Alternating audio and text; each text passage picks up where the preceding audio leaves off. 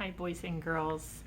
Mrs. Leaphart is back. We're going to read Miss Nelson is Missing. This is a book that I read when I was in school. Remember, we talked about how books have like copyright dates. And in the front of this one, it has one right here. And that copyright date is 1977. That's before I was even born. That's a long time ago. So that means that this book was originally published that long ago. So it's an older book, but it's a really good book and it's a series. So if it's a book that you enjoy, then when you come back to Rooney, then we can look and find maybe some of the other ones that are written by the same author or have the Miss Nelson series in it. All right, Miss Nelson is Missing. The kids in room 207 were misbehaving again. Spitballs stuck to the ceiling, paper planes whizzed through the air. They were the worst behaved class in the whole school. That's not very nice. Now settle down, Miss Nelson said in a sweet voice, but the class would not settle down. They whispered and giggled, they squirmed and made faces. There she is, trying to tell them.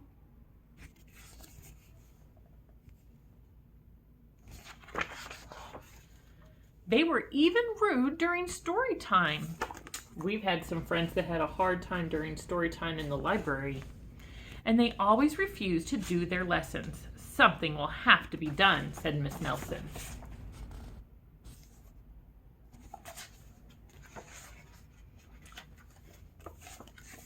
The next morning, Miss Nelson did not come to school.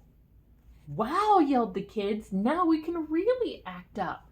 They began to make more spitballs and paper planes. Today, let's just be terrible, they said. Not so fast, hissed an unpleasant voice. A woman in an ugly black dress stood before them.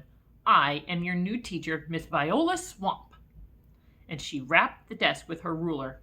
Where's Miss Nelson? Asked the kids. Never mind that, snapped Miss Swamp. Open those arithmetic books. Miss Nelson's kids did as they were told. She does not look like a pleasant teacher. They could see that Miss Swamp was a real witch. She meant business. She kind of does look like a witch. They're a little worried. Right away, she put them to work, and she loaded them down with homework. Lots of math. Look at all those books they have to take home. We'll have no story hour today, said Miss Swamp. Keep your mouths shut, said Mrs. Swamp. Sit perfectly still, said Mrs. Swamp. And if you misbehave, you'll be sorry, said Miss Swamp. The kids in room 207 had never worked so hard. Days went by and there was no sign of Miss Nelson. The kids missed Miss Nelson. Doesn't sound like she wanted to be there. They weren't very nice to her. Maybe we should try to find her, they said. Some of them went to the police. Detective McSmog was assigned to the case. He listened to their story. He scratched his chin. He said. I think Miss Nelson is missing, Detective McSnog would not be much help.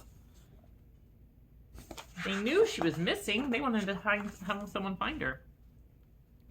Other kids went to Miss Nelson's house. The shades were tightly drawn and no one answered the door.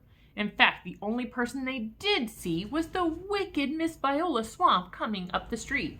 If she sees us, she'll give us more homework. They got away just in time. Maybe something terrible's happened to Miss Nelson.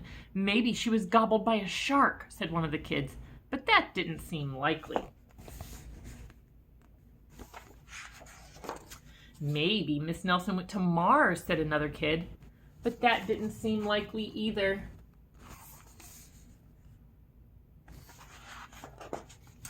I know, exclaimed one know-it-all. Maybe Miss Nelson's car was carried off by a swarm of angry butterflies. but that was least likely of all.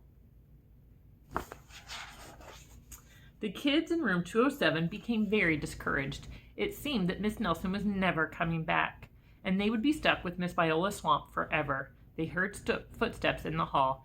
"Here comes the witch," they whispered. "Hello, children," someone said in a sweet voice.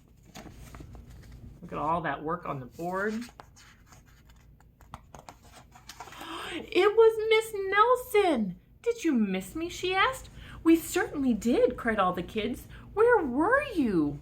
"That's my little secret," said Miss Nelson. "How about a story hour?" "Oh, yes," cried the kids. Miss Nelson noticed that during story hour, no one was rude or silly. "What brought out this lovely change?" she asked. "That's our little secret," said the kids. We're all sitting so quiet and nice. Back at home, Miss Nelson took off her coat and hung it in the closet, right next to an ugly black dress. When it was time for bed, she sang a little song. "I'll never tell," she said to herself with a smile. Look in that closet. She's got a black dress. There's a wig up there. P.S. Detective McSmog is working on a new case. He is now looking for Miss Viola Swamp. What do you think happened? Do you think Miss Nelson knows where Miss Viola Swamp is? I don't know, guys. All right. I will see you later. Bye.